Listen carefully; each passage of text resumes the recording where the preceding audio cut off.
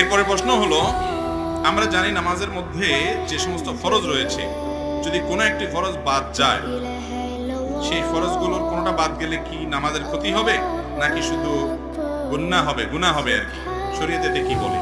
নামাজের যে ফরজগুলো আছে, কোনো একটা ফরজ যদি বাদ যায় তাহলে কি দিতে হবে? সেজদাও দিলে নামাজ হবে না? মাশাআল্লাহ, আপনারা তো অনেক মাসালা জানেন। যদি নামাজের কোনো ফরজ ছুটে যায় তাহলে কোনো সেজদা সাউতে কুলাবে না। ওযু ছুটে গেল নামাজের মধ্যে, শেষে সেজদা সাউ দিয়ে দিলেন, কাজ হবে? আবার পড়তে হবে নামাজ, তারপরে আর পড়া যাবে যে ওযু করে এসে নামাজ পড়তে হবে। অর্থাৎ কোনো ফরজ ছুটে গেলে ওইটা হবে না, ওইটা পুনরায় আবার আদায় করতে হবে। আর যদি ওয়াজিব ছুটে যায় তাহলে সেজদা সাউ দিলে আদায় হবে। আর সুন্নাত ছুটে গেলে কিছুই করা লাগবে না।